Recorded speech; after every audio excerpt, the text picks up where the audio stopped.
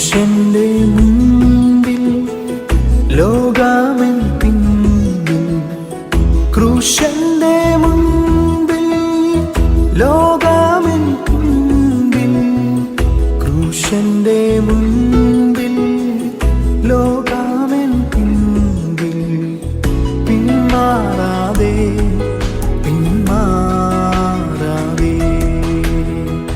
പിന്മാറാതെ പിന്മാറാതെ യേശുവിൻ പിൻപേ പോകും നീതാ ഞാൻ, യേശുവിൻ പിൻപേ പോകും നീതാ ഞാൻ, യേശുവിൻ പിൻപേ പോകും നീതാ ഞാൻ, പിന്മാറാതെ പിന്മാറാതെ. വളരെ അനുഗ്രഹിക്കപ്പെട്ട ഒരു ഗാനമാണ് നമ്മളിപ്പോൾ കേട്ടത്.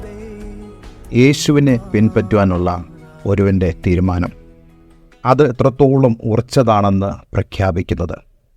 ആര് മാറിപ്പോയാലും ആരു കൂടിയില്ലെങ്കിലും ഞാൻ യേശുവിനെ പിൻപറ്റും. കാരണം യേശുവിൽ തൻ്റെ ജീവിതത്തിൻ്റെ ഭദ്രത കണ്ട ഒരു വ്യക്തിയുടെ സാക്ഷ്യമാണ് ഈ ഗാനം.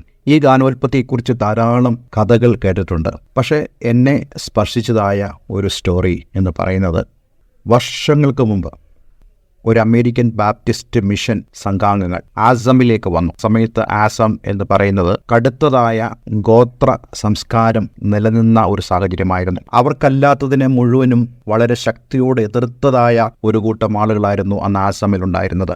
ഈ അമേരിക്കൻ മിഷൻ ടീം അവിടെ വന്ന് താമസിച്ച് പ്രവർത്തിച്ചു. അതിലൊരു മിഷണറി ഒരു കുടുംബത്തെ നേടുവാനിടയായി തീർന്നു. ആ കുടുംബം എന്ന് പറയുന്നത് കുടുംബനാഥനും തൻ്റെ ഭാര്യയും 2 മക്കളും ഉള്ളതായ ഒരു കുടുംബമായിരുന്നു. അവരിലൂടെ അനേകർ അന്ന് ആസാമിൽ ആ ഗ്രാമത്തിൽ യേശുവിനെ അറിയാനിടയായി തീർന്നു. എന്നാൽ അവിടുത്തെ ഗ്രാമമുഖ്യൻ ഇത് കണ്ടിട്ട് വളരെയധികം കോപാകുലനായി ആ ഗ്രാമത്തിലുള്ള ആളുകളെ മുഴുവൻ വിളിച്ചു വരുത്തി. എന്നിട്ട് ആദ്യമായി യേശുവിനെ സ്വീകരിച്ചതായ ഈ കുടുംബത്തെ മുന്നിൽ നിർത്തിയിട്ട് ചോദിച്ചു, നിങ്ങൾക്ക് ഈ വിശ്വാസം ത്യജിക്കുവാൻ സാധിക്കുമോ? ഇല്ലെങ്കിൽ നിങ്ങൾ മരണം നേരിടേണ്ടതായിട്ട് വരും. ആ കുടുംബനാഥനോട് ഈ ഗ്രാമമുഖ്യൻ ഇപ്രകാരം ചോദിച്ചു, നിനക്ക് യേശുവിനെ തള്ളിപ്പറയാൻ സാധിക്കുമോ? അപ്പോൾ അദ്ദേഹം പറഞ്ഞു, I have decided to follow Jesus Christ. ഞാൻ യേശുവിനെ പിൻഗമിക്കുവാൻ തീരുമാനിച്ചു. അപ്പോൾ ആ ഗ്രാമമുഖ്യൻ പറഞ്ഞു, നിന്റെ 2 മക്കളെയും ഞാൻ അമ്പ് ചെയ്ത് കൊല്ലാൻ പോവുകയാണ്. നിനക്കിപ്പോൾ വിശ്വാസം തള്ളിപ്പറയാം. പക്ഷെ അദ്ദേഹം തള്ളിപ്പറയാൻ ഇടയായില്ല. ആ 2 കുഞ്ഞുങ്ങളെയും അമ്പ് ചെയ്ത് കൊന്നുകളഞ്ഞു. അതിനുശേഷം ഗ്രാമമുഖ്യൻ ഇപ്രകാരം ചോദിച്ചു, വീണ്ടും നിനക്കൊരു അവസരം തരാം, അല്ലെങ്കിൽ നിന്റെ പ്രിയപ്പെട്ട ഭാര്യയെ ഞാൻ കൊന്നുകളയും. അപ്പോൾ ഈ സഹോദരൻ പറഞ്ഞു, ആര് എന്നോടുകൂടെ ഇല്ലെങ്കിലും ഞാൻ യേശുവിനെ ഒരു നാളും തള്ളിപ്പറയില്ല. തൻ്റെ ഭാര്യ തൻ്റെ മുമ്പാകെ അമ്പേറ്റ് പിടഞ്ഞു വീണു മരിച്ചു. അവസാനമായി ഈ ഗ്രാമമുഖ്യൻ ഈ മനുഷ്യനോട് ചോദിച്ചു, ഇനിയെങ്കിലും നിനക്ക് ഈ വിശ്വാസം തള്ളിപ്പറയാൻ സാധിക്കുമോ? അപ്പോൾ അദ്ദേഹം പറഞ്ഞു, ലോകമെൻ്റെ പിൻപിൽ, ക്രൂശിൻ്റെ മുൻപിൽ, നോ ടേണിംഗ് ബാക്ക്. ഞാൻ ഒരിക്കലും പിന്മാറുകയില്ല. അദ്ദേഹവും അവിടെ കൊല്ലപ്പെടാനിടയായി തീർന്നു. ഇതെല്ലാം കണ്ടിട്ട് ആ ഗ്രാമമുഖ്യൻ 2000 കൊല്ലങ്ങൾക്ക് മുമ്പ് ജീവിച്ചിരുന്നതായ ഒരു വ്യക്തിക്ക് വേണ്ടി തൻ്റെ ജീവനെയും തൻ്റെ കുടുംബത്തിൻ്റെ ജീവനെയും ബലി കൊടുക്കുവാൻ തീരുമാനിച്ച ഇവൻ്റെ വിശ്വാസത്തിൻ്റെ പുറകിലെ ശക്തി എന്താണെന്ന് അദ്ദേഹം ആശ്ചര്യപ്പെട്ടു. ചുരുക്കം പറഞ്ഞാൽ ആ സംഭവകഥ ഇപ്രകാരമാണ് പറയുന്നത്, ആ ഗ്രാമമുഖ്യനും കർത്താവായ യേശുക്രിസ്തുവിനെ സ്വീകരിപ്പാനിടയായി തീർന്നു. ഞാൻ ഈ കാര്യങ്ങൾ പറയുന്നതിൻ്റെ പുറകിലൊരു പ്രധാനപ്പെട്ട കാര്യമുണ്ട്. യോഹന്നൻ്റെ സുവിശേഷം 15-ാം അധ്യായം അതിൻ്റെ 19-ാം വാക്യത്തിൽ യേശു തൻ്റെ ശിഷ്യന്മാരോട് പറയുന്നുണ്ട്, നിങ്ങൾ ലോകക്കാർ ആയിരുന്നു എങ്കിൽ ലോകം തനിക്ക് സ്വന്തമായതിനെ സ്നേഹിക്കുമായിരുന്നു. എന്നാൽ നിങ്ങൾ ലോകക്കാരായിരിക്കാതെ ഞാൻ നിങ്ങളെ ലോകത്തിൽ നിന്ന് തിരഞ്ഞെടുത്തതുകൊണ്ട് ലോകം നിങ്ങളെ പകയ്ക്കുന്നു. വളരെ പ്രധാനപ്പെട്ട ചില കാര്യങ്ങൾ ഇവിടെ യേശു പറയാം. എന്തുകൊണ്ട് യേശുവിനെ അറിയുന്ന, യേശുവിനെ പിൻപറ്റുന്ന ആളുകളെ ലോകം പകയ്ക്കുന്നു? എന്താണ് കാരണം? നിങ്ങൾ ലോകക്കാരായിരിക്കാതെ ഞാൻ നിങ്ങളെ ലോകത്തിൽ നിന്ന് തിരഞ്ഞെടുത്തതുകൊണ്ട്. ഇന്ന് എനിക്ക് നിങ്ങളോട് പറയാനുള്ള ഒരു പ്രധാന മെസ്സേജ്, ലോകത്തിന് അഭിമുഖമായല്ല നമ്മൾ നിൽക്കേണ്ടത്. കാരണം ലോകത്തിൽ നിന്ന് ദൈവം നമ്മെ തിരഞ്ഞെടുത്തു. എന്തിനു വേണ്ടിയാണ്? ഈ ലോകക്കാരായിരിക്കാതെ നമ്മൾ സ്വർഗീയന്മാരായിരിക്കേണ്ടതിന് വേണ്ടി ദൈവം നമ്മെ തിരഞ്ഞെടുത്തു. നമ്മുടെ ലക്ഷ്യം എന്ന് പറയുന്നത് ക്രൂശാണ്.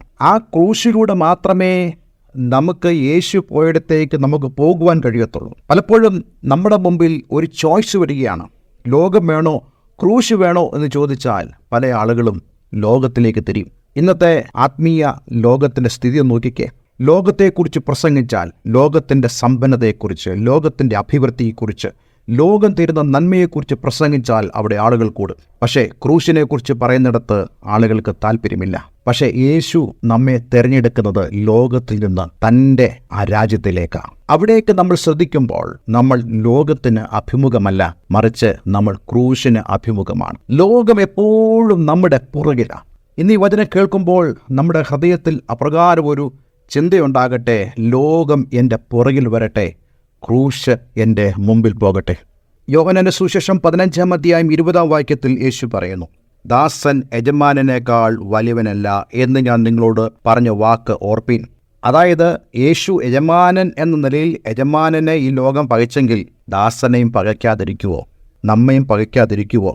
അവർ എന്നെ ഉപദ്രവിച്ചുവെങ്കിൽ നിങ്ങളെയും ഉപദ്രവിക്കും. എൻ്റെ വചനം പ്രമാണിച്ചുവെങ്കിൽ നിങ്ങളുടേതും പ്രമാണിക്കും. അപ്പോൾ നോക്കിക്കേ, യേശു എന്താ പറഞ്ഞത്? ഈ ലോകം ഒരിക്കലും നമുക്ക് യോഗ്യമാവുകയില്ല.